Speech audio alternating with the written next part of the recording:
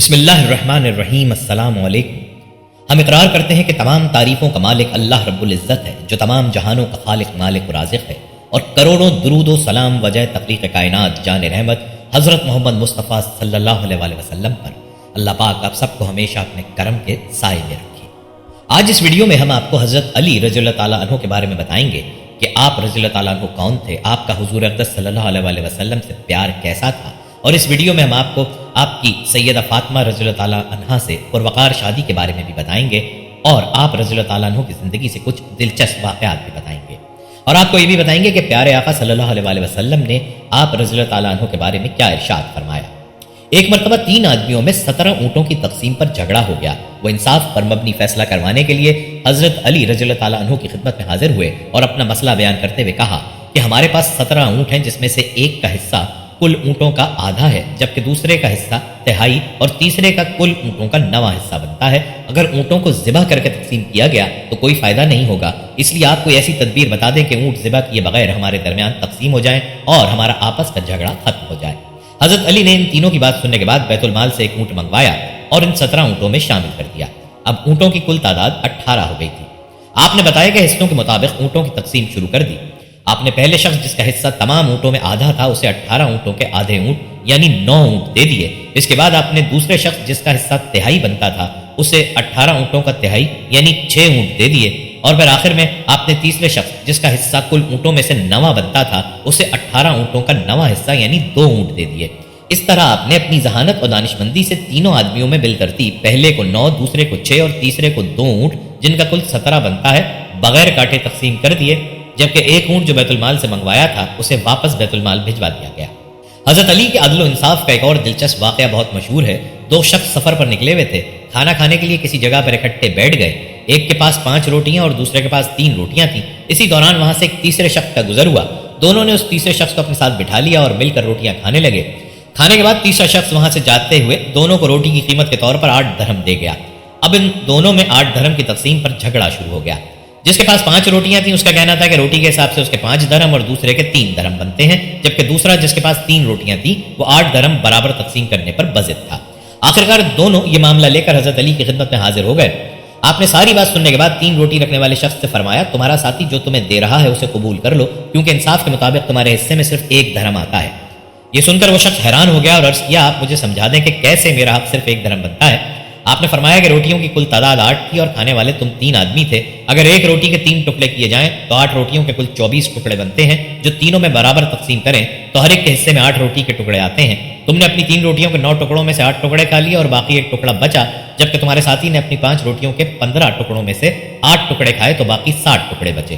اس طرح تیسرے شخص نے تمہاری روٹیوں میں سے 1 ٹکڑا کھایا اور تمہارے ساتھی کی روٹیوں میں سے 60 ٹکڑے کھائے۔ لہٰذا انصاف کے مطابق تمہارا 1 درہم اور تمہارے ساتھی کے 7 درہم بنتے ہیں۔ اس منصفانہ تقسیم پر دونوں متفق ہو گئے اور 5 روٹی والے نے 7 درہم اور 3 روٹی والے نے 1 درہم لے لیا۔ یمن کے ایک آدمی نے اپنے لڑکے کو سفر پر بھیجا تو اس کے ساتھ ایک غلام بھی روانہ کیا۔ راستے میں کسی بات پر دونوں میں جھگڑا ہو گیا۔ کوفہ پہنچ کر غلام نے دعویٰ کر دیا کہ یہ لڑکا میرا غلام ہے اور میں اس کا آقا ہوں۔ یہ کہہ کر اس نے لڑکے کو بیچنا چاہا۔ جب یہ مقدمہ حضرت علی رضی اللہ تعالیٰ عنہ کی خدمت پیش ہوا تو آپ نے اپنے خادم سے فرمایا، کمرے کی دیوار میں 2 بڑے سوراخ بناؤ اور ان دونوں سے کہو اپنے اپنے سر ان سوراخوں سے باہر نکالیں۔ جب دونوں نے اپنے سر سوراخوں سے باہر نکال لیے تو حضرت علی رضی اللہ تعالیٰ عنہ نے خادم سے فرمایا، رسول اللہ صلی اللہ علیہ وسلم کی تلوار لے آؤ۔ خادم تلوار لایا تو آپ نے خادم سے کہا، غلام کا سر کاٹ ڈالو۔ یہ سنتے ہی غلام نے فوراً اپنا سر پیچھے کر لیا، جبکہ لڑکا اسی طرح کھڑا رہا۔ یوں آپ کی حکمت عملی سے معلوم ہو گیا کہ غلام کون ہے۔ دوستو آئیے اب آپ کو شیر خدا کے بارے میں بتاتے ہیں کہ آپ کا تعلق کس خاندان سے تھا اور آپ دیکھنے میں کیسے نظر آتے تھے، آپ نے کتنی شادیاں کی اور آپ کے بچوں کی تعداد کتنی تھی۔ الحسن علی بن ابی طالب ہاشمی پیغمبر اسلام محمد صلی اللہ علیہ وسلم کے چچا زاد تھے اور داماد تھے۔ ام المومنین خدیجہ کے بعد دوسرے شخص تھے جو اسلام لائے اور ان سے قبل ایک خاتون کے علاوہ کوئی مرد و زن مسلمان نہیں ہوا۔ یوں سابقین اسلام میں شامل اور عشرہ مبشرہ بیت رضوان اصحاب بدر و احد میں سے بھی تھے، بلکہ تمام جنگوں میں ان کا کردار سب سے نمایاں تھا اور فاتح خیبر تھے۔ ان کی ساری ابتدائی زندگی محمد صلی اللہ علیہ وسلم کے ساتھ ساتھ گزری۔ وہ تنہا صحابی ہیں جنہوں نے کسی جنگ میں بھی رسول اللہ صلی اللہ علیہ وسلم کو تنہا نہیں چھوڑا۔ ان کی فضیلت میں صحاح ستہ میں درجنوں احادیث ہیں۔ رسول اللہ صلی اللہ علیہ وسلم نے انہیں دنیا اور آخرت میں اپنا بھائی قرار دیا اور دیگر صحابہ کے ساتھ ان کو بھی جنت اور شہادت کی موت کی خوشخبری دی۔ عثمان بن عفان کے بعد اسلام کے چوتھے خلیفہ راشد کے طور پر سن 656 عیسوی سے 661 عیسوی تک حکمرانی کی۔ مسلمانوں نے ابو الحسن ابو تراب، حیدر و حیدرہ، اسد اللہ، شیر خدا، المرتضی، امیر المومنین، باب مدینۃ العلم اور عام طور پر عرب میں سیدنا علی اور عرب و عجم میں امام علی، ہند و پاک میں مولا علی، اضافی دعائیہ الفاظ کرم اللہ وجہہ علیہ السلام اور رضی اللہ تعالیٰ عنہ کے ساتھ یاد کرتے ہیں۔ آپ ابو طالب اور فاطمہ بنت اسد کے ہاں پیدا ہوئے۔ روایات کے مطابق علی رضی اللہ تعالیٰ عنہ مقدس ترین اسلامی شہر مکہ میں کعبے کے اندر جائے حرمت میں پیدا ہوئے تھے۔ قد میانہ، رنگ گندم گوں، آنکھیں بڑی بڑی، چہرہ پر رونق و خوبصورت، سینہ چوڑا، اس پر بال، بازو اور تمام بدن گھٹا ہوا، پیٹ بڑا اور نکلا ہوا، سر میں بال نہ تھے۔ ایک روایت میں ہے کہ آپ نے فرمایا کہ میں نے حضرت صلی اللہ علیہ وسلم کو کہتے سنا ہے کہ سر کے بال کے نیچے نجاست ہوتی ہے، اس لیے میں بالوں کا دشمن ہوں۔ ایک روایت میں ہے کہ ایک شخص نے آپ کے 2 گیسو پڑے دیکھے، مگر زیادہ مشہور یہی ہے کہ آپ کے سر میں بال نہ تھے۔ ریش مبارک بڑی اور اتنی چوڑی تھی کہ ایک مونڈے سے دوسرے مونڈے تک پھیلی تھی۔ آخر میں بال بالکل سفید ہو گئے تھے اور شاید تمام عمر میں ایک مرتبہ بالوں میں مہندی کا خضاب کیا تھا۔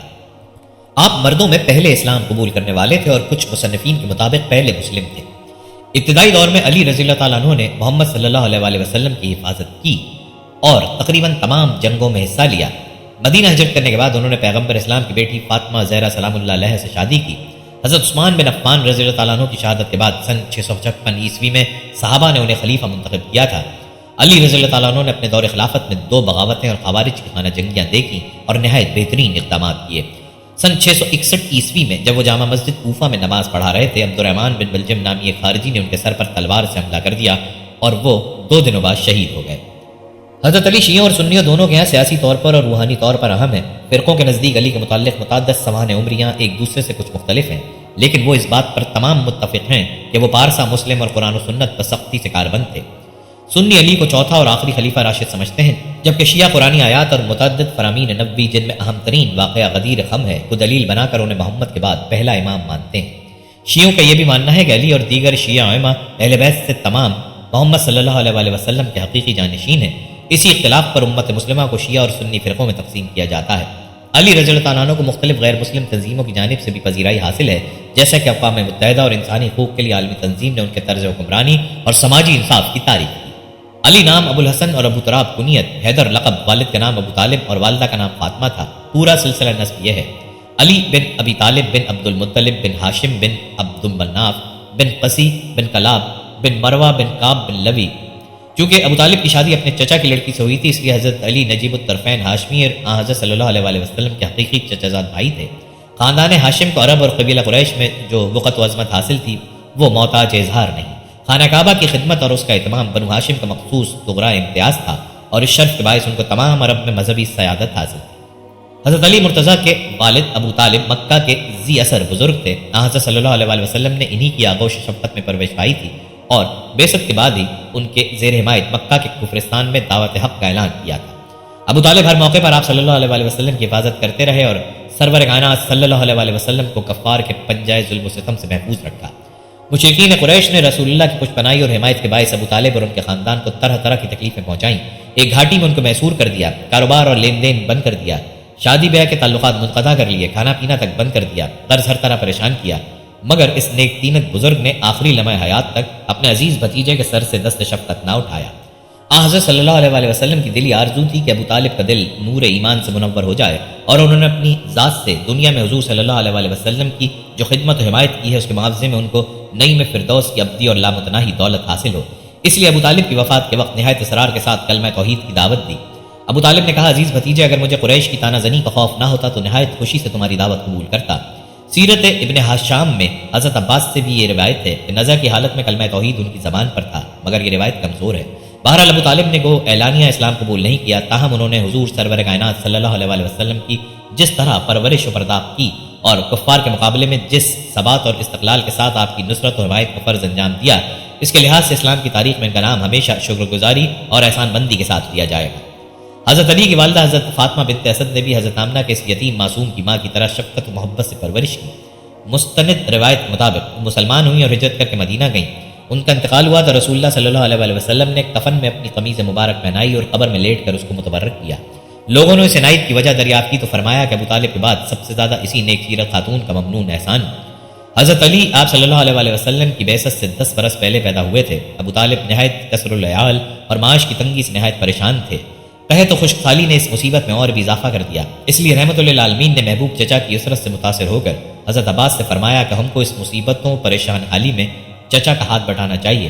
چنانچہ حضرت عباس نے حزب ارشاد جعفر کی کفالت اپنے ذمے لے لی اور سرور کائنات صلی اللہ علیہ وسلم کی نگاہ انتخاب نے علی کو پسند کیا۔ چنانچہ وہ اس وقت سے برابر حضور پر نور صلی اللہ علیہ وسلم کے ساتھ رہے۔ اسلام قبول کرنے کے بعد حضرت علی کی زندگی کے 13 سال مکہ معظمہ میں بسر ہوئے۔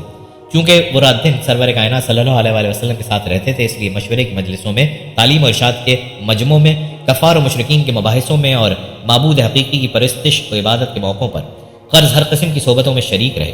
حضرت عمر کے اسلام قبول کرنے سے پہلے سرزمین مکہ میں مسلمانوں کے لیے اعلانیہ خدا کا نام لینا اور اس کی عبادت و پرستش کرنا تقریباً ناممکن تھا۔ حضرت صلی اللہ علیہ وسلم چھپ چھپ کر اپنے معبود حقیقی کی پرستش فرماتے۔ حضرت علی بھی ان عبادتوں میں شریک ہوتے۔ ایک دفعہ وادی نخلا میں حسب معمول مصروف عبادت تھے کہ اتفاق سے اس طرف ابو طالب کا گزر ہوا۔ اپنے معصوم بھتیجے اور نیک بخت بیٹے کو مصروف عبادت دیکھ کر پوچھا کیا کرتے ہو؟ حضرت صلی اللہ علیہ وسلم نے کلمہ حق کی دعوت دی تو کہنے لگے کہ اس میں کوئی حرج نہیں، لیکن مجھ سے نہیں ہو سکتا۔ منصب نبوت عطا ہونے کے بعد حضرت صلی اللہ علیہ وسلم نے 3 برس تک اعلانیہ دعوت اسلام کی صدا بلند نہیں فرمائی، بلکہ پوشیدہ طریقے پر خاص لوگوں کو اس کی ترغیب دیتے رہے۔ چوتھے سال کے اعلان عام اور سب سے پہلے اپنے قریبی رشتہ داروں میں اس کی تبلیغ کا حکم ہوا۔ چنانچہ یہ آیت نازل ہوئی جس کا ترجمہ ہے اپنے قریبی اعزاء کو عذاب الہی سے ڈراؤ۔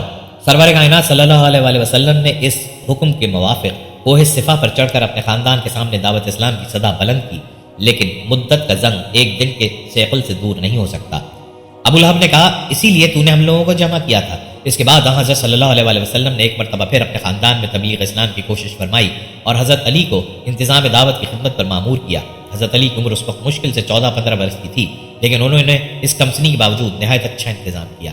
دسترخوان پر بکرے کے پائے اور دودھ تھا۔ دعوت میں کل خاندان شریک تھا جن کی تعداد 40 تھی۔ حضرت حمزہ، عباس، ابو لہب اور ابو طالب بھی شرکا میں تھے۔ لوگ کھانے سے فارغ ہو چکے تو حضرت صلی اللہ علیہ وسلم نے اٹھ کر فرمایا خدا کی قسم میں تمہارے سامنے دنیا و آخرت کی بہترین نعمت پیش کرتا ہوں، بولو تم میں سے کون اس شرط پر میرا ساتھ دیتا ہے کہ وہ میرا معاون و مددگار ہوگا؟ اس کے جواب میں سب چپ رہے، صرف شیر خدا علی مرتضیٰ کی آواز بلند ہوئی کہ گو میں ان میں سب سے چھوٹا ہوں اور مجھے آشوب چشم کا عرضہ ہے اور میری ٹانگیں پتلی ہیں، تاہم میں آپ صلی اللہ علیہ وسلم کا یاور و دست بازو بنوں گا۔ حضرت صلی اللہ علیہ وسلم نے فرمایا اچھا تم بیٹھ جاؤ، اور پھر لوگوں سے خطاب فرمایا لیکن کسی نے جواب نہ دیا۔ حضرت علی پھر اٹھے۔ حضرت صلی اللہ علیہ وسلم نے اس دفعہ بھی ان کو بٹھا دیا، یہاں تک کہ جب تیسری دفعہ بھی اس بار گراں کا اٹھانا کسی نے قبول نہیں کیا تو اس مرتبہ بھی حضرت علی نے جانبازی کے لہجے میں انہی الفاظ کا ادا کیا تو ارشاد ہوا کہ بیٹھ جاؤ، تو میرا بھائی اور میرا وارث ہے۔ بعثت کے بعد تقریباً 13 برس تک رسول اللہ صلی اللہ علیہ وسلم مکے کی گھاٹیوں میں اسلام کی صدا بلند کرتے رہے، لیکن مشرکین قریش نے اس کا جواب محض بغض و عناد سے دیا اور آپ صلی اللہ علیہ وسلم کے فدائیوں پر طرح طرح کے مظالم اٹھائے۔ رحمت للعالمین نے اپنے جانثاروں کو اسیر پنجہ ستم دیکھ کر آہستہ آہستہ ان سب کو مدینہ چلے جانے کا حکم دیا۔ چنانچہ چند نفوس قدسیہ کے علاوہ مکہ مسلمانوں سے خالی ہو گیا۔ اس ہجرت سے مشرکین کو اندیشہ ہوا کہ اب مسلمان ہمارے قبضہ اقتدار سے باہر ہو گئے ہیں، اس لیے بہت ممکن ہے کہ وہ اپنی قوت مضبوط کر کے ہم سے انتقام لیں۔ اس خطرے نے ان کو خود رسول مبعوث صلی اللہ علیہ وسلم کی جان کا دشمن بنا دیا۔ چنانچہ ایک روز مشورہ کر کے وہ رات کے وقت کاشانہ نبوت کی طرف چلے کہ مکہ چھوڑنے سے پہلے ذات اقدس صلی اللہ علیہ وسلم کو دنیا سے رخصت کر دیں، لیکن مشیت الہی تو یہ تھی کہ ایک دفعہ تمام عالم حقانیت کے نور سے پر نور اور توحید کی روشنی سے شرک کی ظلمت کافور ہو جائے۔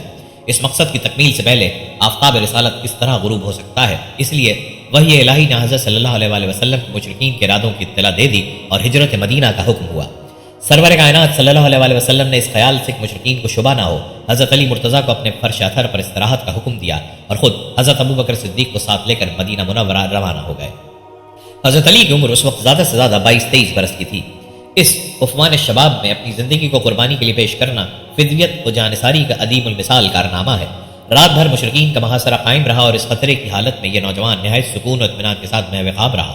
غرض تمام رات مشرکین قریش اس دھوکے میں رہے کہ خود سرور کائنات صلی اللہ علیہ وسلم استراحت فرما ہے، صبح ہوتے ہی اپنے ناپاک ارادے کی تکمیل کے لیے اندر آئے، لیکن یہاں یہ دیکھ کر وہ متحیر ہو گئے کہ شہنشاہ دو عالم صلی اللہ علیہ وسلم کے بجائے آپ صلی اللہ علیہ وسلم کا ایک جانثار اپنے آقا پر قربان ہونے کے لیے سربکف سو رہا ہے۔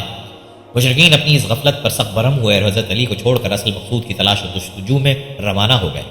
حضرت علی کرم اللہ وجہ حضرت صلی اللہ علیہ وسلم کے تشریف لے جانے کے بعد 2 یا 3 دن تک مکے میں مقیم رہے اور وہاں حضرت صلی اللہ علیہ وآلہ وسلم کی ہدایت کے مطابق جن لوگوں سے آپ صلی اللہ علیہ وآلہ وسلم کا کاروبار اور لین دین تھا ان کے معاملات سے فراغت حاصل کی اور تیسرے یا چوتھے دن وطن کو خیر بات کہہ کر عازم مدینہ ہوئے۔ اس زمانے میں حضور سرور کائنات صلی اللہ علیہ وآلہ وسلم حضرت کلثوم بن حدم کے مہمان تھے، اس لیے حضرت علی بھی انہی کے مکان میں جا کر روکش ہوئے۔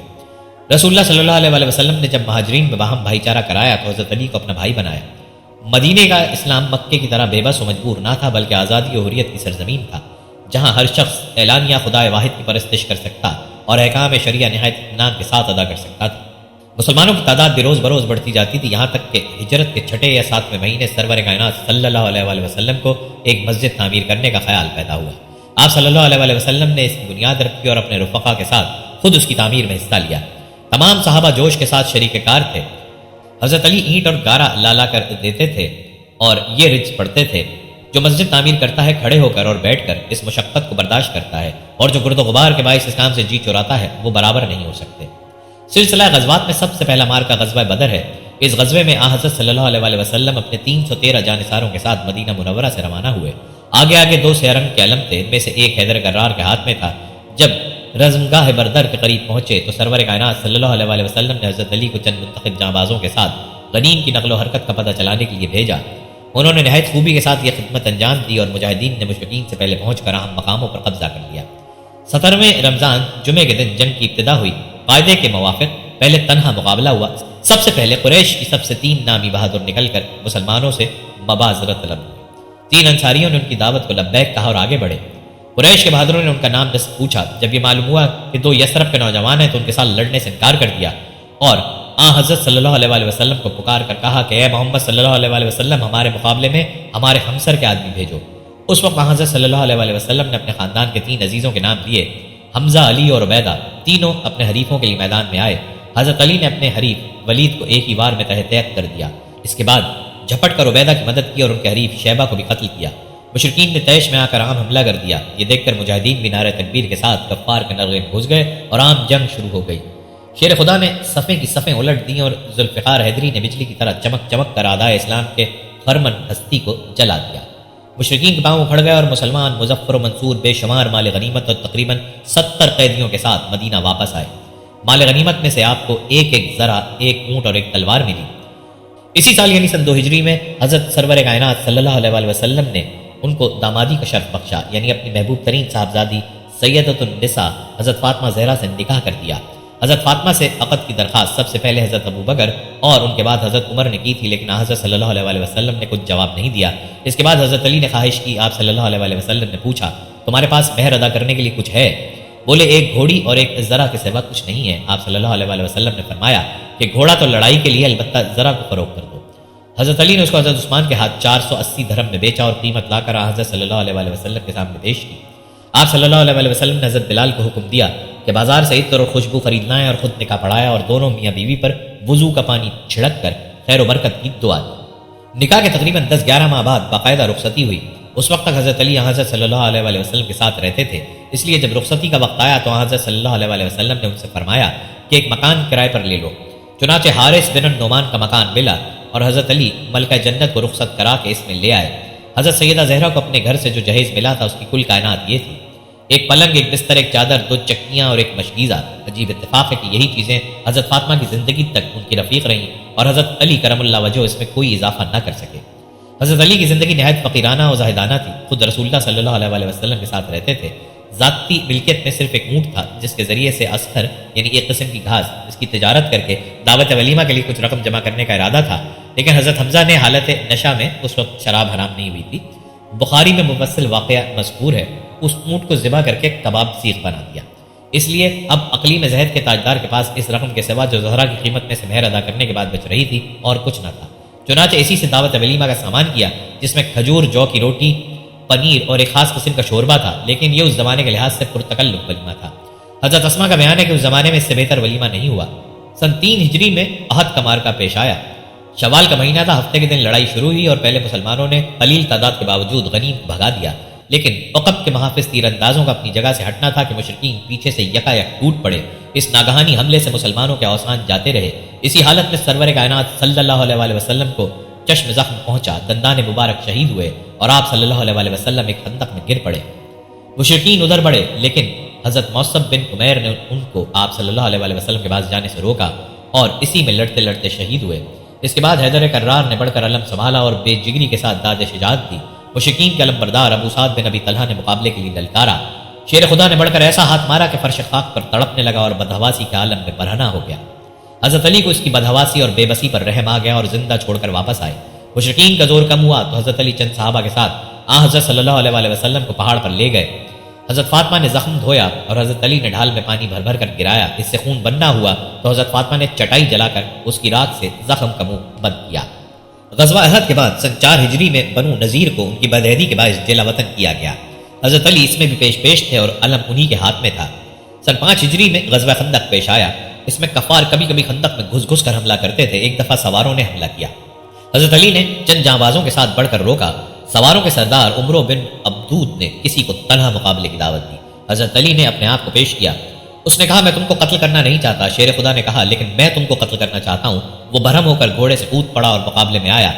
تھوڑی دیر تک شجاعانہ مقابلے کے بعد ذوالفقار حیدری نے اس کو واصل جہنم کیا۔ اس کا مقتول ہونا تھا کہ باقی سوار بھاگ کھڑے ہوئے۔ کفار بہت دن تک خندق کا محاصرہ کیے رہے، لیکن بالآخر مسلمانوں کی اس پامردی اور استقلال کے آگے ان کے پاؤں اکھڑ گئے اور یہ مارکا بھی مجاہدین کرام کے ہاتھ رہا۔ قریظہ نے مسلمانوں سے معاہدہ کے باوجود ان کے مقابلے میں قریش کا ساتھ دیا اور تمام قبائل عرب کو مسلمانوں کے خلاف بھڑکا دیا تھا۔ اس لیے غزوہ خندق سے فراغت کے بعد حضرت صلی اللہ علیہ وسلم نے ان کی طرف توجہ کی۔ اس مہم میں بھی علم حضرت علی کے ہاتھ میں تھا اور انہوں نے رسول اللہ صلی اللہ علیہ وسلم کے عہد کے مطابق قلعے پر قبضہ کر کے اس کے صحن میں عصر کی نماز ادا کی۔ سن 6 ہجری میں حضرت صلی اللہ علیہ وسلم کو معلوم ہوا کہ بنو سعد یہود خیبر کی اعانت کے لیے مجتمع ہو رہے ہیں۔ اس لیے حضرت علی کو 100 کی جمعیت کے ساتھ ان کی سرکوبی پر مامور کیا۔ انہوں نے ماہ شعبان میں حملہ کر کے بنو سعد کو منتشر کر دیا اور 500 اونٹ اور 2000 بکریاں مال غنیمت میں لائے۔ اسی سال یعنی 6 ہجری میں رسول اللہ صلی اللہ علیہ وسلم تقریباً 14000 صحابہ کرام کے ساتھ زیارت کعبہ کا ارادہ فرمایا۔ مقام حدیبیہ میں معلوم ہوا کہ مشرکین مکہ مزاحمت کریں گے۔ حضرت عثمان گفتگو کے لیے سفیر بنا کر بھیجے گئے۔ مشرکین نے ان کو روک لیا۔ یہاں یہ خبر مشہور ہو گئی کہ وہ شہید کر دیے گئے۔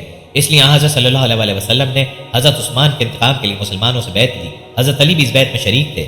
بعد کو جب یہ معلوم ہوا کہ شہادت کی خبر غلط ہے تو مسلمانوں کا جوش اسی قدر کم ہوا اور طرفین نے مساحلت پر رضامندی ظاہر کی۔ حضرت علی کو صلح نامہ لکھنے کا حکم ہوا۔ انہوں نے حسب دستور حاذا ما قاضى علیہ محمد رسول اللہ صلی اللہ علیہ وسلم کی عبارت سے عہد نامے کی ابتدا کی۔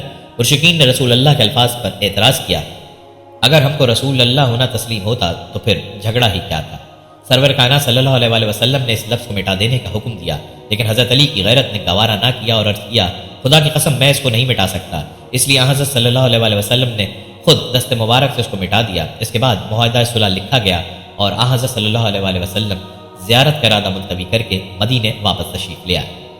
سن 7 ہجری میں خیبر پر فوج کشی ہوئی۔ یہاں یہودیوں کے بڑے بڑے مضبوط قلعے تھے جن کا مفتوح ہونا آسان نہ تھا۔ پہلے حضرت ابو بکر اور ان کے بعد حضرت عمر اس کی تسخیر پر مامور ہوئے، لیکن کامیابی نہ ہوئی۔ حضور سرور کائنات صلی اللہ علیہ وسلم نے فرمایا کل ایک ایسے بہادر کو علم دوں گا جو خدا اور رسول کا محبوب ہے اور خیبر کی فتح اسی کے ہاتھ سے مقدر ہے۔ صبح ہوئی تو ہر شخص متمنی تھا کہ کاش اس فخر و شرف کا تاج اس کے سر پر ہوتا، لیکن یہ دولت گراں آیا حیدر کرار کے لیے مقدر ہو چکی تھی۔ صبح کو بڑے بڑے جانثار اپنا نام سننے کے منتظر تھے کہ دفتن آپ صلی اللہ علیہ وسلم نے علی کا نام لیا۔ یہ آواز غیر متوقع تھی کیونکہ حضرت علی آشوب چشم میں مبتلا تھے۔ حضرت صلی اللہ علیہ وسلم نے ان کو بلا کر ان کی آنکھوں میں اپنا لعاب لگایا جس سے یہ شکایت فوراً جاتی رہی۔ اس کے بعد علم مرحمت فرمایا۔ حضرت علی نے پوچھا یا رسول اللہ صلی اللہ علیہ وسلم کیا میں لڑ کر ان کو مسلمان بنا لوں؟ فرمایا نہیں، بلکہ پہلے اسلام پیش کرو اور ان کو اسلام کے فرائض سے آگاہ کرو، کیونکہ تمہاری کوششوں سے ایک شخص بھی مسلمان ہو گیا تو وہ تمہارے لیے بڑی سے بڑی نعمت سے بہتر ہے۔ لیکن یہودیوں کی قسمت میں اسلام کی عزت کے بجائے شکست، ذلت اور رسوائی لکھی تھی، اس لیے انہوں نے حضرت صلی اللہ علیہ وسلم کے اس حکم سے کوئی فائدہ نہ اٹھایا اور ان کا معزز سردار مرہب بڑے جوش و خروش سے یہ رجز پڑھتا ہوا نکلا۔ خیبر مجھ کو جانتا ہے کہ میں مرہب ہوں، سطح پوش ہوں، بہادر ہوں، تجربہ کار ہوں، جبکہ لڑائی کی آگ بھڑکتی ہے۔ فاتح خیبر اس متکبرانہ رجز کا جواب دیتے ہوئے پڑھا، میں وہ ہوں جس کا نام میری ماں نے حیدر رکھا ہے، جھاڑی کے شیر کی طرح مہیب اور ڈراؤنا۔ میں دشمنوں کو نہایت صورت سے قتل کر دیتا ہوں اور جھپٹ کر ایک ہی بار میں اس کا کام تمام کر دیا۔ اس کے بعد حیدر کرار نے بڑھ کر حملہ کیا اور حیرت انگیز شجاعت کے ساتھ اس کو مسخر کر لیا۔ رمضان 8 ہجری میں مکے پر فوج کشی کی تیاریاں شروع ہوئیں۔ ابھی مجاہدین روانہ نہ ہوئے تھے۔ معلوم ہوا کہ ایک عورت غنیم یہاں کے تمام حالات سے مطلع کرنے کے لیے روانہ ہو گئی ہے۔ حضرت صلی اللہ علیہ وسلم نے حضرت علی، زبیر اور مقداد کو اس کی گرفتاری پر مامور کیا۔ یہ تینوں تیز گھوڑوں پر سوار ہو کر اس کے تعاقب میں روانہ ہو گئے اور خاک کے باغ میں گرفتار کر کے خط مانگا۔ پہلے اس عورت نے لا علمی ظاہر کی، لیکن جب ان لوگوں نے جامہ تلاشی کا ارادہ کیا تو اس نے خط حوالے کر دیا اور یہ لوگ خط لے کر حضرت صلی اللہ علیہ وسلم کی خدمت میں حاضر ہوئے۔ جب یہ خط پڑھا گیا تو معلوم ہوا کہ مشہور صحابی حضرت حاطب بن ابی بلتعہ نے مشرکین مکہ کے نام بھیجا تھا اور اس میں بعض مخفی حالات کی اطلاع تھی۔ حضرت صلی اللہ علیہ وسلم نے حاتم بن ابی بلتعہ سے پوچھا یہ کیا معاملہ ہے؟ انہوں نے عرض کیا حضور صلی اللہ علیہ وسلم فرد جرم قرار دینے سے قبل اصل حالات سن لیں۔ واقعہ یہ ہے کہ مجھ کو قریش سے کوئی نسبی تعلق نہیں ہے، صرف اس کا حلیف ہوں اور مکے میں دوسرے مہاجرین کی قرابتیں ہیں جو فتح مکہ کے وقت ان کے اہل و عیال کی حفاظت کرتے ہیں۔ میں نے اس خیال سے اگر کوئی نازک وقت آئے تو میرے بچے بے یار و مددگار نہ رہ جائیں یہ خط لکھا تھا۔ حاشا و کلا اس سے مخبری یا اسلام کے ساتھ دشمنی مقصود نہ تھی۔ حضرت صلی اللہ علیہ وسلم نے اس عذر کو قبول کیا اور لوگوں سے مخاطب ہو کر فرمایا کہ انہوں نے سچ بیان کیا ہے، لیکن حضرت عمر کی آتش غضب بھڑک چکی تھی۔ انہوں نے کہا یا رسول اللہ صلی اللہ علیہ وسلم اجازت دیجیے کہ میں اس منافق کی گردن اڑا دوں۔ آپ صلی اللہ علیہ وسلم نے فرمایا کہ یہ بدری ہیں، کیا تم کو معلوم نہیں کہ بدریوں کے تمام گناہ معاف ہیں؟ غرض حضرت صلی اللہ علیہ وسلم 10 رمضان 8 ہجری کو مکہ روانہ ہوئے اور ایک مرتبہ پھر اس محبوب سرزمین پر 10,000 قدسیوں کے ساتھ فاتحانہ جاہ و جلال کے ساتھ داخل ہوئے جہاں سے 8 سال پہلے بڑی بے کسی کے ساتھ مسلمان نکالے گئے تھے۔ ایک علم حضرت سعد بن عبادہ کے ہاتھ میں تھا اور وہ جوش کی حالت میں یہ رجز پڑھتے جاتے تھے آج شدید جنگ کا دن ہے، آج حرم میں خوریزی جائز ہے۔ حضرت صلی اللہ علیہ وسلم کو معلوم ہوا تو فرمایا نہیں ایسا نہ کہو، آج تو کعبے کی عظمت کا دن ہے، اور حضرت علی کو حکم ہوا کہ سعد بن عبادہ سے علم لے کر فوج کے ساتھ شہر میں داخل ہو۔ چنانچہ وہ قضا کی جانب سے مکے میں داخل ہوئے اور مکہ بلا کسی خونریزی کے تسخیر ہو گیا اور وقت آ گیا کہ خلیل بت شکن کی یادگار خانہ کعبہ کو بتوں کی علائشوں سے پاک کیا جائے جس کے گرد 360 بت نصب تھے۔ حضرت صلی اللہ علیہ وسلم نے سب سے پہلے اس فریضے کو ادا کیا اور خانہ کعبہ کے گرد جس قدر بت تھے سب کو لکڑی سے ٹھکراتے جاتے تھے اور پھر خانہ کعبہ کے اندر سے حضرت ابراہیم علیہ السلام و اسماعیل علیہ السلام کی مورتیوں کو الگ کروایا اور تطہیر کعبہ کے بعد اندر داخل ہوئے، لیکن چونکہ اس وحدت قدے کا گوشہ گوشہ بتوں کی مورتیوں سے اٹا ہوا تھا اس لیے اس اہتمام کے باوجود تانبے کا سب سے بڑا بت باقی رہ گیا۔ یہ لوہے کی سلاخ میں پیوست کیا ہوا زمین پر نصب تھا، اس لیے بہت بلندی پر تھا۔ پہلے حضرت صلی اللہ علیہ وسلم نے حضرت علی کے کندھوں پر چڑھ کر اس کے گرانے کی کوشش کی، لیکن وہ جسم اتھر کا بار نہ سنبھال سکے، اس لیے حضور پر نور صلی اللہ علیہ وسلم نے ان کو شان اقدس پر چڑھا کر اس کے گرانے کا حکم دیا اور انہوں نے سلاخ سے اکھاڑ کر حسب ارشاد نبی صلی اللہ علیہ وسلم پاش پاش کر ڈالا اور خانہ کعبہ کی کامل تطہیر ہو گئی۔ حاکم نے مستدرک میں اس واقعے کو بتفصیل نقل کیا ہے، لیکن فتح مکہ کے بجائے شب ہجرت کی طرف منسوب کیا ہے، لیکن اس کے علاوہ دوسرے محدثین اور ارباب سیر نے فتح مکہ میں لکھا ہے اور یہی صحیح اور قریب عقل ہے۔ ہجرت کی ایسی نازک رات میں جبکہ جان خطرے میں تھی ایسے بڑے اور خطرناک کام کا انجام دینا بعید از قیاس ہے۔ دوسرے مکے کی زندگی میں بت شکنی کا کوئی واقعہ نہیں ہے۔ فتح مکہ کے بعد حضرت صلی اللہ علیہ وسلم نے خالد بن ولید کو بنو خزیمہ میں تبلیغ اسلام کے لیے روانہ کیا۔ انہوں نے توحید کی دعوت دی۔ بنو خزیمہ نے اسے قبول کیا لیکن اپنی بدویت اور جہالت کے باعث اس کو ادا نہ کر سکے اور اسلمنا یعنی ہم نے اسلام قبول کیا کے بجائے سمانا سمانا یعنی ہم بے دین ہو گئے کہنے لگے۔ حضرت خالد بن ولید نے ان کا منشا سمجھ کر سب کو قید کر لیا اور بہتوں کو قتل کر ڈالا۔ حضرت صلی اللہ علیہ وسلم نے سنا تو نہایت متاثر ہوئے اور حضرت علی کو اس غلطی کی تلافی کے لیے روانہ فرمایا۔ انہوں نے پہنچ کر تمام قیدیوں کو آزاد کرا دیا اور مقتولین کو معاوضہ خون بہا دیا۔ فتح مکہ کے بعد اسی سال غزوہ حنین کا عظیم الشان مارکا پیش آیا اور اس میں پہلے مسلمانوں کی فتح ہوئی، لیکن جب وہ مال غنیمت لوٹنے میں مصروف ہوئے تو شکست خوردہ غنیم نے غافل پا کر پھر اچانک حملہ کر دیا۔ مجاہدین اس ناگہانی مصیبت سے ایسے پریشان ہوئے کہ 12,000 نفوس میں سے صرف چند ثابت قدم رہ سکے، ان میں ایک حضرت علی بھی تھے۔ آپ نہ صرف پامردی اور استقلال کے ساتھ قائم رہے بلکہ اپنی غیر معمولی شجاعت سے لڑائی کو سنبھال لیا اور غنیم کے امیر عسکر پر حملہ کر کے اس کا کام تمام کر دیا، اور دوسری طرف جو مجاہدین ثابت قدم رہ گئے تھے وہ اس بے جگری کے ساتھ لڑے کہ مسلمانوں کی ابتری اور پریشانی کے باوجود دشمن کو شکست ہوئی۔ سن 9 ہجری میں جب حضرت صلی اللہ علیہ وسلم نے تبوک کا قصد فرمایا تو حضرت علی کو اہل بیت کی حفاظت کے لیے مدینے میں رہنے کا حکم دیا۔ شیر خدا کو شرکت جہاد سے محرومی کا غم تو تھا، منافقین کی تانہ زنی نے اور بھی رنجیدہ کر دیا۔ سرور کائنات صلی اللہ علیہ وسلم کو اس حال کا علم ہوا تو ان کا غم دور کرنے کے لیے فرمایا، علی کیا تم اسے پسند کرو گے کہ میرے نزدیک تمہارا وہ رتبہ ہو جو ہارون کا موسیٰ علیہ السلام کے نزدیک تھا؟ غزوہ تبوک سے واپسی کے بعد اسی سال حضرت صلی اللہ علیہ وسلم نے حضرت ابوبکر صدیق کو امیر حج بنا کر روانہ فرمایا۔ اسی اسنا میں سورہ برات نازل ہوئی۔ لوگوں نے کہا کہ اگر یہ سورہ ابوبکر کے ساتھ حج کے موقع پر لوگوں کو سنانے کے لیے بھیجی جاتی تو اچھا ہوتا۔ سرور کائنات صلی اللہ علیہ وسلم نے فرمایا کہ میری طرف سے صرف میرے خاندان کا آدمی اس کی تبلیغ کر سکتا ہے۔ چنانچہ حضرت علی کرم اللہ وجہ کو بلا کر حکم دیا کہ وہ مکہ جا کر اس سورہ کو سنائیں اور عام اعلان کر دیں کہ کوئی کافر جنت میں داخل نہ ہوگا، اور اس سال کے بعد کوئی مشرک حج نہ کرے اور نہ کوئی شخص برہنہ خانہ کعبہ کا طواف کرے، اور جس کا رسول اللہ صلی اللہ علیہ وسلم کے ساتھ کوئی عہد ہے وہ مدت مہینہ تک باقی رہے گا۔ تبلیغ اسلام کے سلسلے میں حضرت صلی اللہ علیہ وسلم نے جو مہمیں روانہ فرمائیں، ان میں یمن کی مہم پر حضرت خالد بن ولید مامور ہوئے، لیکن 6 مہینے کی مسلسل جد و جہد کے باوجود اشاعت اسلام میں کامیاب نہ ہو سکے۔ اس لیے رمضان 10 ہجری میں حضرت صلی اللہ علیہ وسلم نے حضرت علی کو بلا کر یمن جانے کا حکم دیا۔ انہوں نے عرض کیا، یا رسول اللہ صلی اللہ علیہ وسلم، میں ایک ایسی قوم میں بھیجا جاتا ہوں جس میں مجھ سے زیادہ معمر اور تجربہ کار لوگ موجود ہیں، ان لوگوں کے جھگڑوں کا فیصلہ کرنا میرے لیے نہایت دشوار ہوگا۔ حضور اکرم صلی اللہ علیہ وسلم نے دعا فرمائی، اے خدا اس کی زبان کو رازگو بنا اور اس کے دل کو ہدایت کے نور سے منور کر دے۔ اس کے بعد خود اپنے دست اقدس سے ان کے فرق مبارک پر امامہ باندھا اور سیاہ علم دے کر یمن کی طرف روانہ فرمایا۔ حضرت علی کے یمن پہنچتے ہی یہاں کا رنگ بالکل بدل گیا۔ جو لوگ خالد کی 6 مہینے کی سعی و کوشش سے بھی اسلام کی حقیقت کو نہیں سمجھے تھے، وہ حضرت علی مرتضیٰ کی صرف چند روزہ تعلیم و تلقین سے اسلام کے شیدائی ہو گئے اور قبیلہ ہمدان مسلمان ہو گیا۔ اسی سال یعنی 10 ہجری میں حضرت صلی اللہ علیہ وسلم نے آخری حج کیا۔ حضرت علی بھی یمن سے آ کر اس یادگار حج میں شریک ہوئے۔ حج سے واپسی کے بعد ابتدائی ماہ ربیع الاول 11 ہجری میں حضرت صلی اللہ علیہ وسلم بیمار ہوئے۔ حضرت علی نے نہایت تندہی اور جانفشانی کے ساتھ تیمارداری اور خدمت گزاری کا فرض انجام دیا۔ ایک روز باہر آئے لوگوں نے پوچھا، اب حضور انور صلی اللہ علیہ وسلم کا مزاج کیسا ہے؟ حضرت علی نے اطمینان ظاہر کیا۔ حضرت عباس نے ان کا ہاتھ پکڑ کر کہا، خدا کی قسم میں موت کے وقت خاندان عبد المطلب کے چہرے پہچانتا ہوں۔ آؤ چلو رسول اللہ صلی اللہ علیہ وسلم سے عرض کریں کہ ہمارے لیے خلافت کی وصیت کر جائے۔ حضرت علی نے کہا، میں عرض نہیں کروں گا، اگر خدا کی قسم حضرت صلی اللہ علیہ وسلم نے انکار کر دیا تو پھر آئندہ کوئی امید باقی نہیں رہے گی۔ 10 روز کی مختصر علالت کے بعد 12 ربیع الاول دوشنبہ کے دن دوپہر کے وقت حضرت صلی اللہ علیہ وسلم نے جانثاروں کو اپنی مفارقت کا داغ دیا۔ حضرت علی چونکہ رسالت مآب صلی اللہ علیہ وسلم کے قریب ترین عزیز اور خاندان کے رکن رکین تھے، اس لیے غسل اور تجہیز و تفقین کے تمام مراسم انہی کے ہاتھ سے انجام پائے۔ انصار و مہاجرین دروازے کے باہر کھڑے تھے۔ ایک روایت میں ہے کہ ایک انصاری کو بھی اس میں شرکت کا شرف حاصل ہوا۔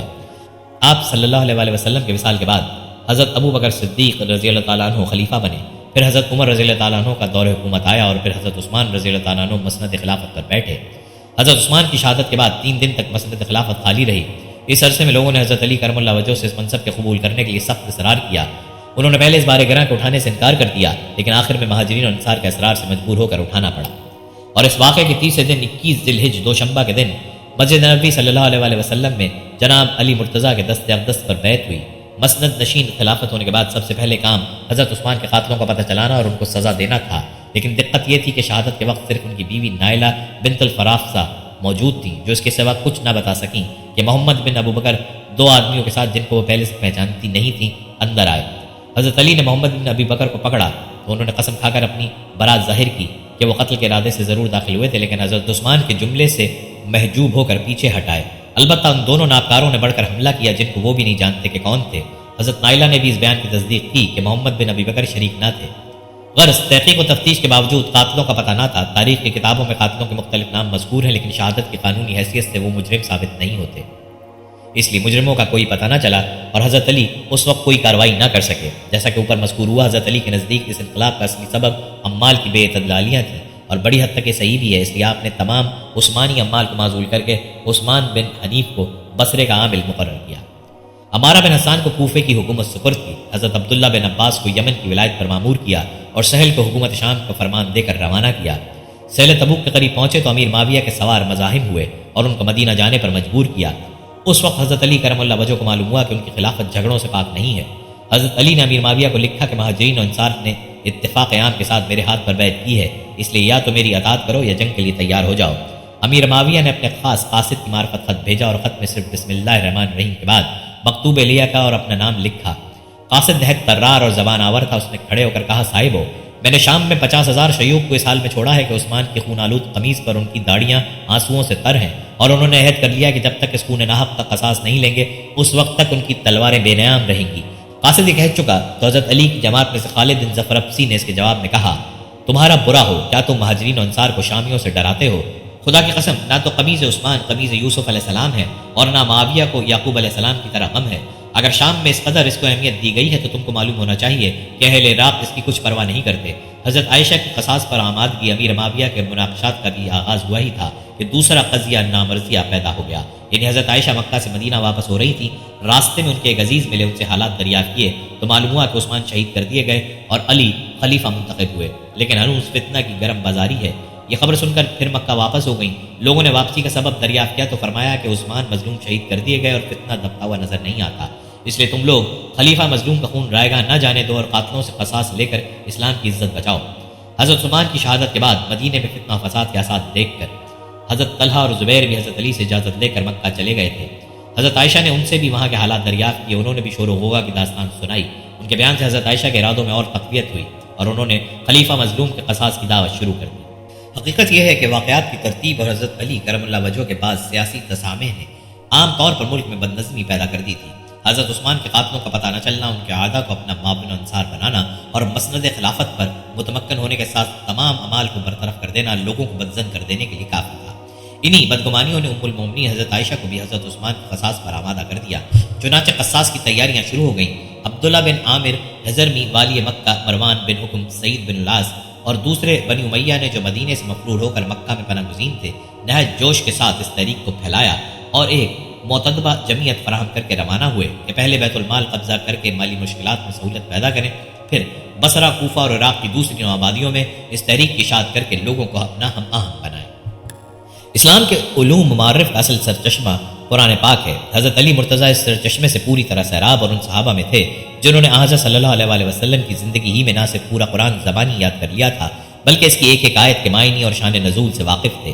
ابن سعد میں ہے کہ ایک موقع پر خدا آپ نے اس کا اظہار فرمایا کہ میں ہر آیت کے متعلق بتا سکتا ہوں کہ یہ کہاں اور کیوں اور کس کے حق میں نازل ہوئی۔ چنانچہ حضرت علی کا شمار مفسرین کے اعلیٰ طبقے میں ہے اور صحابہ میں حضرت ابن عباس کے سوا اس کمال میں آپ کا کوئی شریک نہیں۔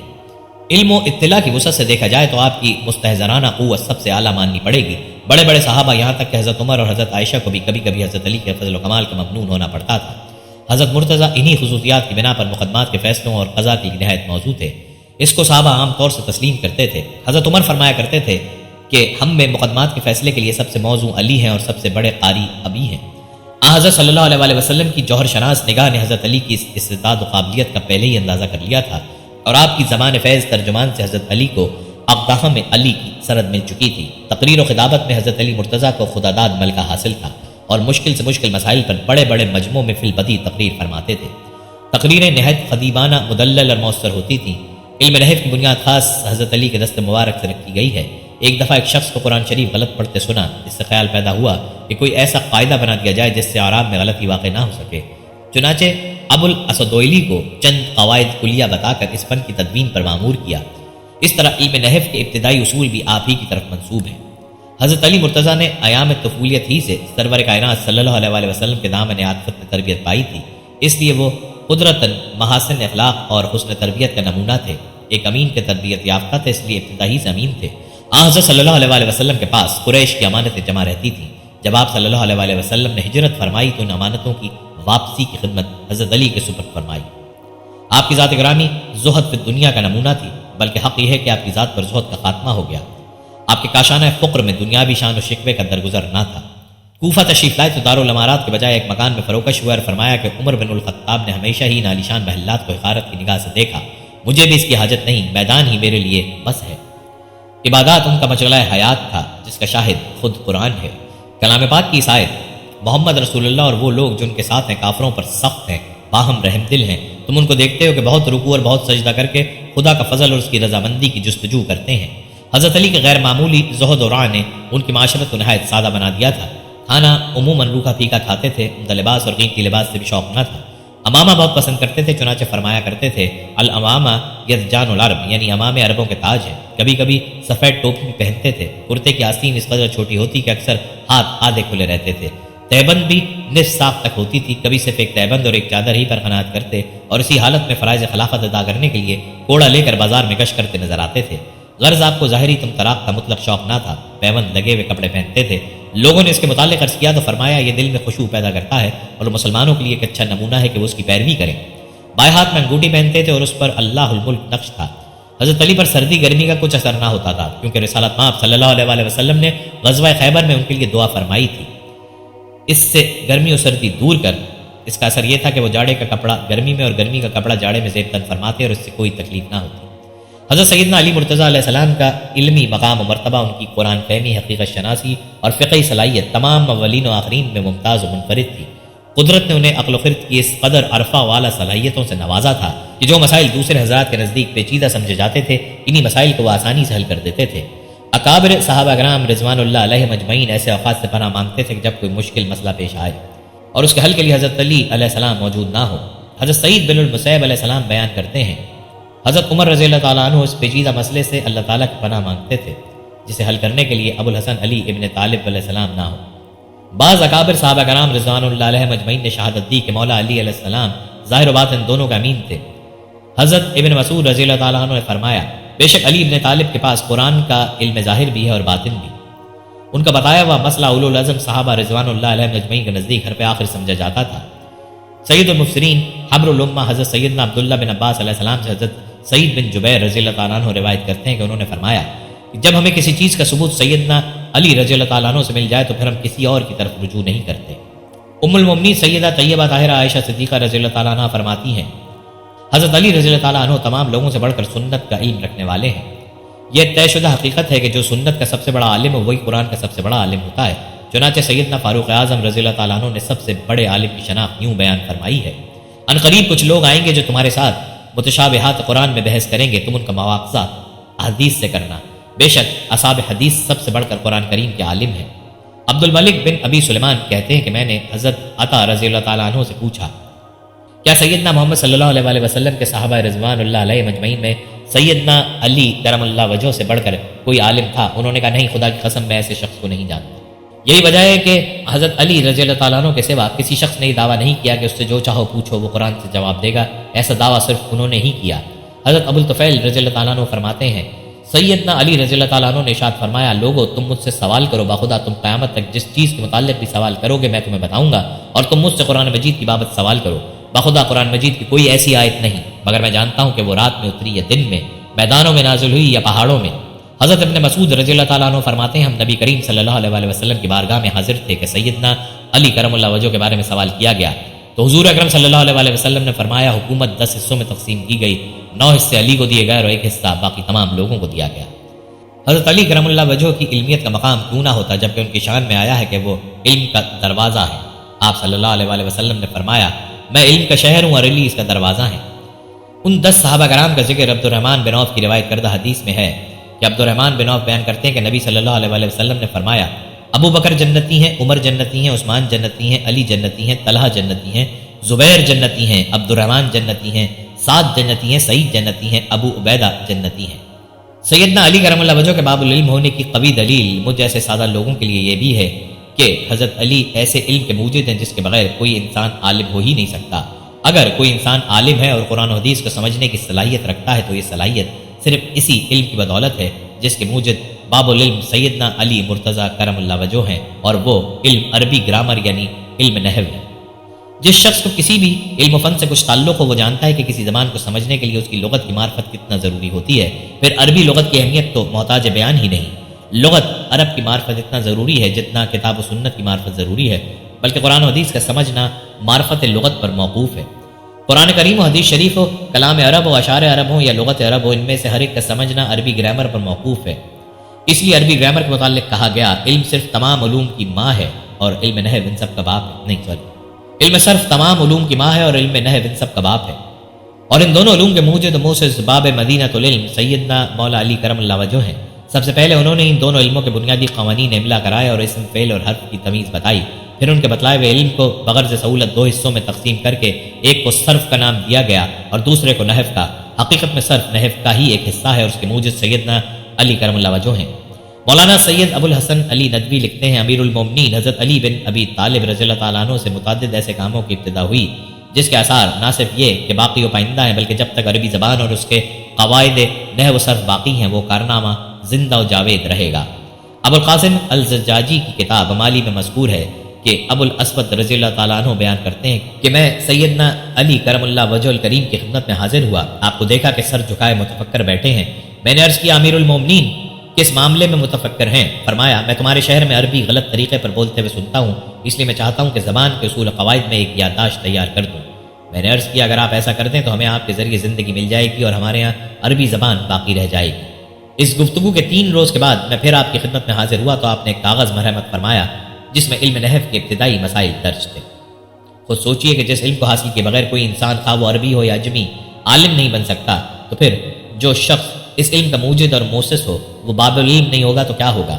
افسوس کا مقام ہے کہ لوگ علم صرف اور نحو کو تو تمام علوم کا ماں باپ تسلیم کرتے ہیں، لیکن جو ہستی ان علوم کی واضح اور ثانح ہے اسے تمام علوم کا دروازہ تسلیم نہیں کرتے۔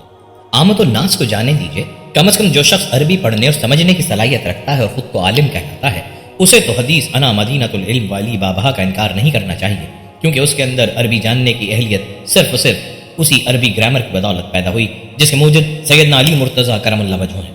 حضرت سید علی مرتضیٰ کی شان علم کو جاننے کے باوجود نہ جانے کیوں بدنصیب لوگ شان مرتضوی کو ماننے سے انکار کرتے ہیں۔ حضرت عمرو بن میمون رضی اللہ تعالیٰ عنہ بیان کرتے ہیں کہ میں حضرت ابن عباس رضی اللہ تعالیٰ عنہ کے پاس بیٹھا ہوا تھا کہ 9 افراد پر مشتمل ایک وفد آیا۔ انہوں نے کہا ہے ابن عباس یا تو آپ الگ ہو کر ہماری بات سنیں یا ان لوگوں کو باہر بھیج دیں۔ اس وقت تک وہ صحیح تھے، نابینا نہیں ہوئے تھے۔ فرمایا میں اٹھ کر تمہارے ساتھ باہر جاتا ہوں۔ انہوں نے گفتگو کی لیکن ہم نہیں جانتے کہ انہوں نے کیا کہا۔ حضرت ابن عباس رضی اللہ تعالیٰ عنہ فارغ ہو کر آئے تو اپنا دامن جھاڑتے ہوئے فرما رہے تھے افسوس یہ لوگ اس ہستی کی برائی کرتے ہیں جس کو 10 خصوصیات حاصل تھیں جو یہ ہیں، یہ اس شخص کی برائی میں پڑ گئے جس کے بارے میں رسول اللہ صلی اللہ علیہ وسلم نے فرمایا تھا قلعہ خیبر کو فتح کرنے کے لیے میں اس شخص کو پرچم دے کر بھیجوں گا جو اللہ اور اس کے رسول صلی اللہ علیہ وسلم سے محبت کرتا ہے، اللہ تعالیٰ کبھی اس کو شرمندہ نہیں فرمائے گا۔ اس پرچم کو حاصل کرنے کے لیے لوگ للچانے لگے، لیکن حضور اقدس صلی اللہ علیہ وسلم نے فرمایا علی کہاں ہے؟ بتایا گیا وہ چکی میں گندم پیس رہے ہیں۔ فرمایا تم میں کوئی ایسا شخص نہیں تھا جو چکی چلاتا؟ پھر حضور صلی اللہ علیہ وسلم نے انہیں بلایا، حالانکہ وہ آشوب چشم میں مبتلا تھے، دیکھ نہیں سکتے تھے، تو حضور صلی اللہ علیہ وسلم نے ان کی آنکھوں میں دم کیا، پھر 3 دفعہ پرچم لہرا کر انہیں سپرد فرمایا، بالآخر انہوں نے خیبر فتح کر لیا۔ ایک مرتبہ حضور صلی اللہ علیہ وسلم نے حضرت ابو بکر رضی اللہ تعالیٰ عنہ کو سورہ توبہ کے ساتھ بھیجا اور سیدنا علی مرتضیٰ کو ان کے پیچھے روانہ کیا تو فرمایا اس اعلان برات کے ساتھ فقط وہ شخص جائے گا جو مجھ سے ہے اور میں اس سے ہوں۔ رسول اللہ صلی اللہ علیہ وسلم نے سیدنا حسن حسین فاطمہ اور علی رضی اللہ تعالیٰ عنہ کو بلا کر ان پر چادر پھیلائی، پھر دعا فرمائی اے اللہ یہ ہے میرے اہل بیت، بس ان سے ہر طرح کی پلیدی دور فرما دے اور انہیں خوب پاک فرما دے۔ وہ اول شخص ہیں جو حضرت خدیجہ رضی اللہ تعالیٰ عنہ کے بعد اسلام لائے۔ انہوں نے رسول اللہ صلی اللہ علیہ وسلم کی چادر اوڑھی تھی اور سو گئے تھے تو مشرکین ان کا یوں ہی قصد کرتے رہے جس طرح وہ رسول اللہ صلی اللہ علیہ وسلم کا قصد کرتے تھے، اور وہ گمان کرتے تھے کہ یہ اللہ کے نبی ہیں۔ اتنے میں حضرت ابو بکر رضی اللہ تعالیٰ عنہ آئے تو انہوں نے پکارا یا رسول اللہ۔ حضرت علی مرتضیٰ رضی اللہ تعالیٰ عنہ نے فرمایا رسول اللہ صلی اللہ علیہ وسلم بیر میمون کی طرف تشریف لے گئے ہیں۔ پھر وہ حضور صلی اللہ علیہ وسلم کے پیچھے پیچھے گئے تو آپ صلی اللہ علیہ وسلم کے ساتھ غار میں داخل ہوئے اور مشرکین صبح تک سیدنا علی علیہ السلام کی جاسوسی کرتے رہے۔ نبی کریم صلی اللہ علیہ وسلم لشکر کے ساتھ غزوہ تبوک کی طرف جانے لگے تو حضرت علی مرتضیٰ نے عرض کیا کیا میں آپ کے ساتھ چلوں؟ فرمایا نہیں۔ حضرت علی مرتضیٰ رو پڑے۔ اس پر حضور صلی اللہ علیہ وسلم نے فرمایا کیا تم اس بات پر راضی نہیں ہو کہ تمہاری منزلت میرے نزدیک ایسی ہے جیسے موسیٰ کے نزدیک ہارون کی، مگر یہ کہ تم نبی نہیں ہو؟ پھر فرمایا تم میرے نائب ہو یعنی میرے بعد۔ ابن عباس رضی اللہ تعالیٰ عنہ نے فرمایا مسجد کی طرف کھلنے والے تمام دروازے بند کر دیے گئے ماں سوا باب علی کے، بس وہ مسجد میں داخل ہوتے تھے حالانکہ وہ اجنبی ہوتے تھے اور مسجد ان کی راہ میں تھی، اس کے علاوہ ان کا اور کوئی راستہ نہیں تھا۔ اور فرمایا میں جس کا ولی ہوں تو علی بھی اس کا ولی ہے۔ ابن عباس رضی اللہ تعالیٰ عنہ نے فرمایا اللہ نے ہمیں قرآن میں خبر دی کہ وہ درخت تلے بیعت کرنے والوں سے راضی ہو گیا، تو کیا اس کے بعد اس نے دوبارہ ہمیں بتایا کہ ان پر ناراض ہو گیا؟ سیدہ جنت حضرت فاطمہ زہرا کے بعد جناب مرتضیٰ نے مختلف اوقات میں متعدد شادیاں کی اور ان سے نہایت کثرت کے ساتھ اولاد بھی، تفصیل حسب ذیل ہے۔ حضرت فاطمہ رسول اللہ صلی اللہ علیہ وسلم کی صاحبزادی تھیں، ان سے ذکور میں حسن حسین محسن اور لڑکیوں میں زینب کبریٰ اور ام کلثوم کبریٰ پیدا ہوئیں۔ محسن نے بچپن ہی میں وفات پائی۔ ام النبیین بن حزام، ان سے عباس جعفر عبداللہ اور عثمان پیدا ہوئے، ان میں سے عباس کے علاوہ سب حضرات امام حسین کے ساتھ کربلا میں شہید ہوئے۔ لیلہ بن مسعود، انہوں نے عبداللہ اور ابو بکر کو یادگار چھوڑا، لیکن ایک روایت کے مطابق یہ دونوں بھی حضرت امام حسین کے ساتھ شہید ہوئے۔ اسما بنت عمی، ان سے یحییٰ اور محمد اصغر پیدا ہوئے۔ صہبہ یا ام حبیب بنت ربی، یہ ام ولد تھی، ان سے عمر اور رقیہ پیدا ہوئے۔ عمر نے نہایت طویل عمر پائی اور تقریباً 50 برس کے سن میں ینبو میں وفات پائی۔ امامہ بنت ابی العاص، یہ حضرت زینب کی صاحبزادی اور حضرت صلی اللہ علیہ وسلم کی نواسی تھی، ان سے محمد اوسط تولد ہوئے۔ خولہ بنت جعفر محمد بن علی جو محمد بن حنفیہ کے نام سے مشہور ہیں، انہی کے وطن سے پیدا ہوئے تھے۔ ام سعید بنت عروہ، ان سے ام الحسن اور رملہ کبریٰ پیدا ہوئیں۔ محیات بنت عمرو العقی، ان سے ایک لڑکی پیدا ہوئی تھی مگر بچپن ہی میں قضا کر گئی۔ غرض حضرت علی کے 17 لڑکیاں اور 14 لڑکے تھے جن سے سلسلہ نسل جاری رہا۔ ان کے نام یہ ہیں: امام حسن، امام حسین، محمد بن حنفیہ، عمر رضی اللہ عنہم۔ واقعہ نہروان کے بعد چند خارجیوں نے حج کے موقع پر مجتمع ہو کر مسائل حاضرہ پر گفتگو شروع کی اور بحث و مباحثے کے بعد بالاتفاق یہ رائے قرار پائی کہ جب تک 3 آدمی علی، معاویہ اور عمرو بن العاص صفحہ ہستی پر موجود ہیں، دنیا اسلام کو خانہ جنگیوں سے نجات نصیب نہیں ہو سکتی۔ چنانچہ 3 آدمی ان تینوں کے قتل کرنے کے لیے تیار ہو گئے۔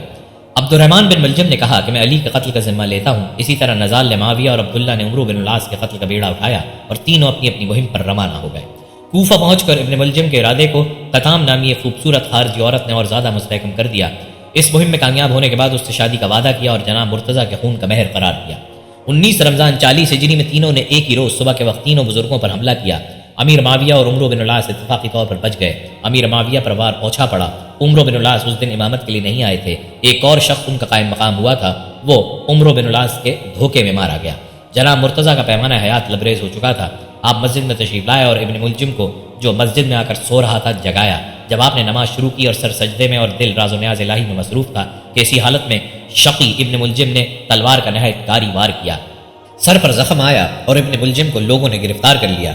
حضرت علی اتنے سخت زخمی ہوئے تھے کہ زندگی کی کوئی امید نہ تھی، اس لیے حضرت امام حسن اور امام حسین کو بلا کر نہایت مفید نصائح کیے اور محمد بن حنفیہ کے ساتھ لطف و مدارت کی تائید کی۔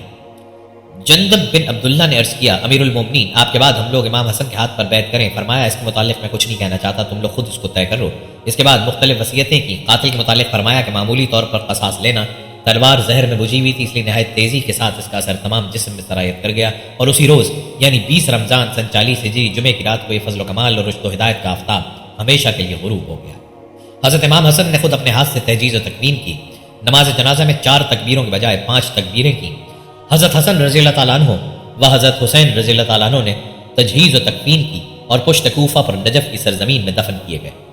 ہمیشہ ارباب نعمت حضرات کے حاسدین ہوتے ہیں اور حضرت علی مرتضیٰ چونکہ بے شمار فضائل کے ہی نہیں بلکہ خصائص کے حامل تھے، اس لیے ان کے ساتھ حسد کرنے والوں کی بھی کثرت تھی، اور یہ ظاہر ہے کہ غلط اور بے بنیاد پروپیگنڈا کرنا اور بے پر کی اڑانا حاسدین کا محبوب مشغلہ ہوتا ہے۔ چنانچہ حضرت علی مرتضیٰ کے حاسدین ایک طرف تو ان کی خوبیوں پر پردہ ڈالنے کی ناکام کوشش کرتے تھے اور دوسری طرف ان کے خلاف افواہیں پھیلاتے اور بے پر کی اڑاتے تھے۔ حضرت ابن عباس رضی اللہ تعالیٰ عنہما کے پاس جو جماعت آئی تھی وہ ایسی ہی بے بنیاد افواہوں کے باعث حضرت علی مرتضیٰ کے ساتھ بغض کے مرض میں مبتلا تھی۔ سیدنا ابن عباس رضی اللہ تعالیٰ عنہ نے رد عمل کے طور پر ان کی بکواسات کے مقابلے میں حضرت علی مرتضیٰ کے 10 خصائص بیان فرما کر واضح کر دیا کہ اے دشمنان علی، در حقیقت تم علی کی شان سے بے خبر ہو۔ علی علی ہے، اس کو علی جل جلالہ نے علی بنایا ہے۔ کسی سفلہ مزاج شخص کو مقام علی کی کیا خبر؟ نادانو، تم ان کے خلاف زبان کھول کر اپنی عاقبت کو برباد کر رہے ہو مگر ان کا کچھ نہیں بگاڑ رہے۔ یاد رکھو، علی مرتضیٰ کے خلاف لب کشائی کرنا آسمان پر تھوکنے کے مترادف ہے۔ سیدنا ابن عباس رضی اللہ تعالیٰ عنہ کی اس تقریر میں نبی کریم صلی اللہ علیہ وسلم کے متعدد ارشادات آ گئے ہیں، اور چونکہ محدثین نے اس روایت کو صحیح قرار دیا ہے لہٰذا اس طویل حدیث کے ضمن میں جو دوسری احادیث آ گئی ہیں ان کی صحت بھی از خود ثابت ہو گئی۔ نیز یہاں ایک عظیم فائدہ یہ بھی معلوم ہوا کہ خداوند قدوس اپنی برگزیدہ ہستیوں کے فضائل ہمیشہ ایسے ہی حاسدین و معاندین کے حسد و غنات کی تردید میں آشکار فرماتا ہے۔ اگر کبھی آپ غور فرمائیں کہ سورہ دوحہ، سورہ الکوثر اور سورہ القلم وغیرہ صورتیں اور آیات کیوں اور نازل ہوئیں تو آپ پر یہ حقیقت واضح ہو جائے گی۔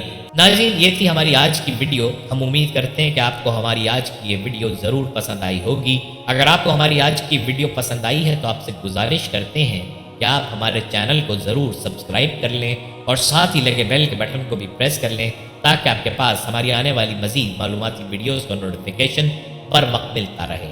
سبسکرائب کے ساتھ ساتھ ہماری ویڈیو کو لائک بھی کر دیں اور اپنی قیمتی رائے کا اظہار کمنٹس میں ضرور کریں۔ کمنٹس میں آپ اپنے سوالات بھی ہم تک پہنچا سکتے ہیں۔ اللہ تعالیٰ آپ کو اپنے حفظ و امان میں رکھے، آمین۔